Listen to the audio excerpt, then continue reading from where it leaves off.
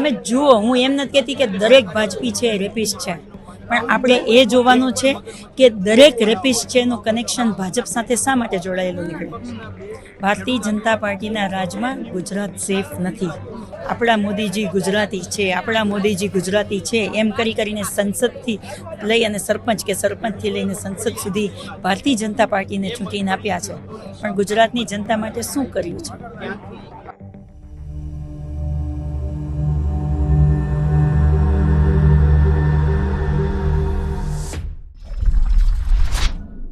રાહુલ ગાંધી 2 દિવસના પ્રવાસ માટે ગુજરાતમાં આવવાના છે. પહેલા કાર્યકર્તાઓમાં ખૂબ ઉત્સાહ છે. મારી સાથે પ્રગતિબેન આહિર તમને દેખાતા હશે. પ્રગતિબેન, કેટલો ઉત્સાહ છે કાર્યકર્તાઓમાં? તમે દરેક કાર્યકર્તાઓના ફેસ ઉપર તમે જુઓ તો છેલ્લા 3 દિવસથી કન્ટિન્યુ સ્માઇલ દેખાઈ રહી છે.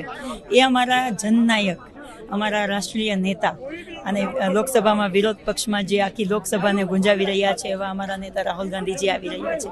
જ્યારે કેસી વેણુગોપાલજી ગુજરાતમાં આવ્યા અને જાહેરાત કરી કે માનનીય રાહુલ ગાંધીજી 7 તારીખે ગુજરાત આવે છે, એ પછી જાણે કોંગ્રેસનો નાનામાં નાનો કાર્યકર્તા છે એ મહેનતમાં લાગી ગયા છે કે કેવી રીતે રાહુલજીની એક ઝલક પણ જોઈ શકીએ, એટલો ઉત્સાહ જોવા મળ્યો. 2027ની તૈયારીઓ અત્યારથી શરૂ કરી છે. કોંગ્રેસની અત્યારની સ્થિતિ છે, શું લાગે છે ક્યાં સુધી ઊભું થશે કોંગ્રેસ? હું પર્સનલી ચોક્કસપણે એવું માનું છું કે માનનીય રાહુલ ગાંધીજીએ જ્યારે એના સંસદના ભાષણમાં જ્યારે પહેલું ભાષણ આપ્યું ત્યારે માનનીય રાહુલ ગાંધીજીએ કહ્યું હતું કે 2027 में हम भाजपा को गुजरात में हराने जा रहे. તો હું પર્સનલી એવું માનું છું કે મેં પર્સનલી રાહુલજીની એ ચેલેન્જને મારી પોતાની ચેલેન્જ લીધી છે. તો ગુજરાતના સેંકડો કાર્યકર્તાઓ અને નેતાઓએ એ રાહુલજીની ચેલેન્જને પોતાની સમજી અને ગુજરાતના સંગઠનને કેવી રીતે મજબૂત બનાવવું છે એના માટે ધ્યાન આપી અને તમામ સંગઠનો, તમે જુઓ આજે માનનીય રાહુલ ગાંધીજી આવી રહ્યા છે તો માત્ર અમારા પ્રદેશના નેતાઓને મળીને નથી જવાના. અમારા પ્રદેશના નેતાઓ, પોલિટિકલ અફેર કમિટીના નેતાઓ, અમારા દરેક જિલ્લાના પ્રમુખો અને દરેક તાલુકાના પ્રમુખો એવી રીતે મળવાના છે. એટલે હું એવું માનું છું કે રાહુલજી છે એ ગુજરાતની તાસીરને સમજવા માંગે છે. ગુજરાતના તાલુકાના પ્રમુખ એટલે કે ગામડા સાથે જોડાયેલા છે, ગામડા સુધી પહોંચવા માંગે છે, એમની વ્યથાને સમજવા માંગે છે અને પછી જે જોશમાં કામ કરી શકાય એ જોશમાં માનનીય રાહુલજી કામ કરવા માંગે છે.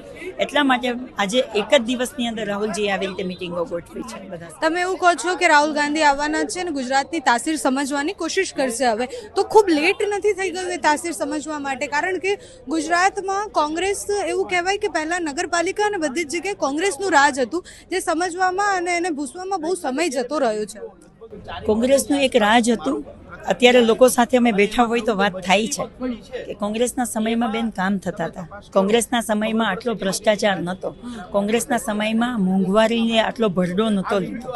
અત્યારે ભારતીય જનતા પાર્ટીએ શામ, દામ, દંડ, ભેદની બધી જ નીતિઓ અપનાવીને આજે કોણ સેફ છે? ચોથું ભણતી દીકરી સ્કૂલે ભણવા જાય અને દારૂ પીવડાવીને એમની ઉપર રેપ થાય. 5મું ભણતી દીકરી ઉપર એમનો આચાર્ય છે એ રેપ કરી અને મારી નાખે. કોઈ એક દીકરી ઉપર ગેંગરેપ થાય. ભારતીય જનતા પાર્ટીના એક MLA ની ઉપર રેપ કેસ થઈને છેલ્લા 3 વર્ષથી ફરતા રહી છે, બારોબાર એમને પકડવામાં ના આવે. અમરેલી જસદણનો આપણે કિસ્સો જોઈએ. તમે જુઓ, હું એમ નથી કહેતી કે દરેક ભાજપી છે રેપિસ્ટ છે, પણ આપણે એ જોવાનું છે કે દરેક રેપિસ્ટ છે એનું કનેક્શન ભાજપ સાથે શા માટે જોડાયેલું નીકળે. ભારતીય જનતા પાર્ટીના રાજમાં ગુજરાત સેફ નથી.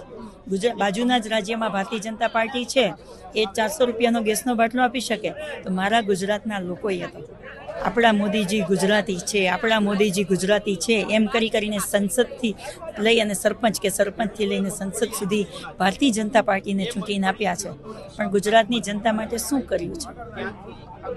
એટલે એ બધું જનતા સમજે છે.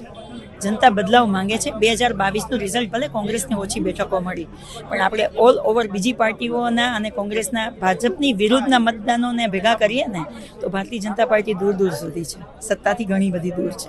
અમે આ વખતે એ કોશિશ કરીએ છીએ કે ભારતીય જનતા પાર્ટી એના ABCD કોઈ પણ પાર્ટી લાવે, પણ અમે ગ્રાસરૂટ સુધી લોકોનો અવાજ બનીએ, લોકો અમારી પર એક ફરીથી વિશ્વાસ મૂકે અને એને સમજી અને ઇલેક્શન લડીએ કે જેથી કરીને ભારતીય જનતા પાર્ટીનો વિરોધનો મત છે એ કોંગ્રેસને મળે, કોંગ્રેસમાં સત્તામાં આવે અને માત્ર ને માત્ર ખુરશીની લાલસા માટે નહીં, જનતાના કામ કરવા માટે આવે. તો એ જ આદેશથી અમે કામ કરી રહ્યા છીએ. થેન્ક યુ સો મચ પ્રગતિબેન, તમે અમારી સાથે વાત કરી. રાહુલ ગાંધી આવે એ પહેલા બધા જ લોકોમાં ઉત્સાહ ખૂબ છે. નેતાઓએ અત્યારે સંકલ્પ તો લીધો છે જીતનો, પણ એ જે બુસ્ટર ડોઝ એ ભારત જોડો યાત્રા વખતે અપાયો હોય કે હમણાં જે બુસ્ટર ડોઝ અપાય છે એ ક્યાં સુધી રહે છે સમય બતાવશે.